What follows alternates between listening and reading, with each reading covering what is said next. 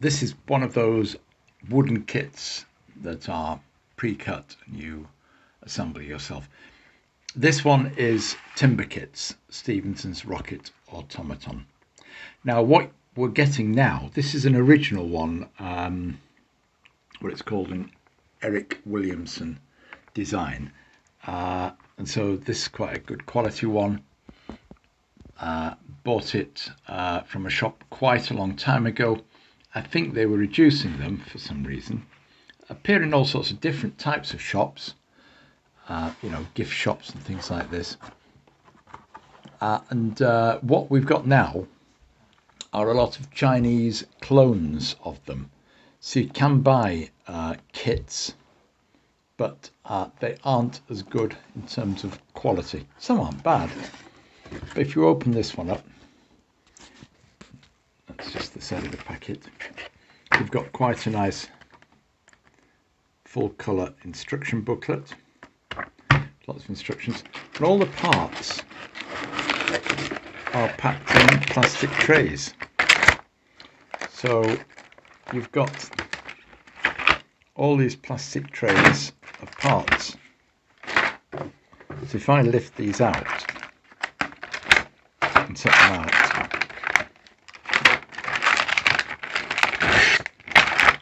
you get an idea of all the parts. Now obviously if those were just put into a bag loose, it wouldn't be that much in terms of wood altogether. But smaller parts, axles and things. And then at the end of it, something about getting some help. You can ring somebody up, experienced kit builder. But I'm not sure where that would still work because this is such a long time ago. And you've got some, I think that's candle wax.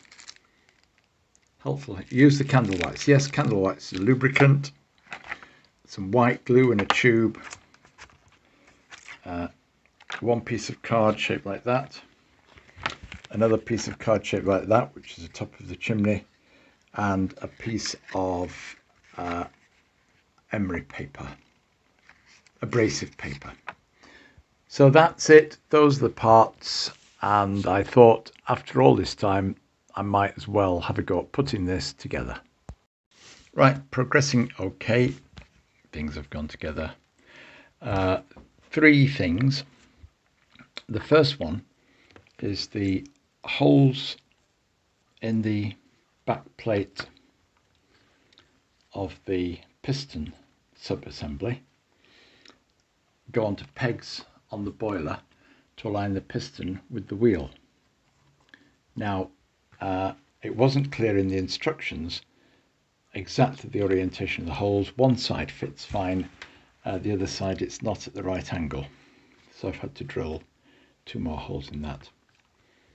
The second thing is there's no mention of quartering when gluing the wheel onto the other end.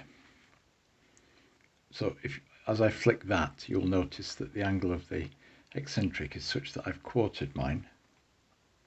Don't know if that's right or not, it didn't mention that.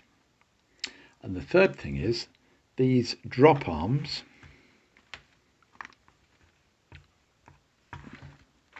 from this thing underneath, sorry, there on mine, the holes in each end are a different size, and I didn't see any indication that there was a different size of hole. So the smaller hole in the drop arm goes to the bit that's pivoted there, so the larger hole is a nice clearance fit on the axle. That's not glued on yet. I had to unglue one end of one of these and spin this drop arm part, which is, where is it? Way back. There's a drop arm. Sorry about this. This part. That part there.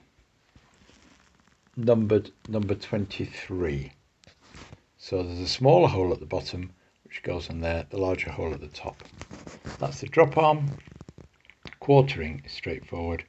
And then the next thing is, as you go through to the piston assembly, there is an exclamation mark saying look out for the direction. Yep.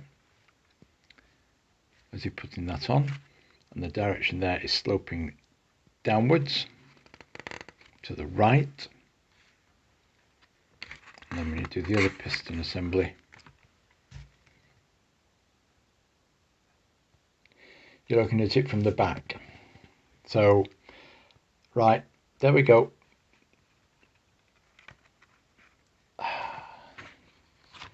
Looking at it from the front downwards to the right on one, looking at it from the back downwards to the right at the other. That was my mistake. I guess I should have said right at the outset, keep everything in the plastic trays in the place they were when you bought it, because that's how you identify the parts. These washers, bushers here are very similar, but if you'd taken them out, it would be a devil of a job identifying the slight differences, because for instance, two on the end here are different. Not all the ones in the same row are the same anyway, but the location in there helps you identify the parts, even though the sizes for some of them are given.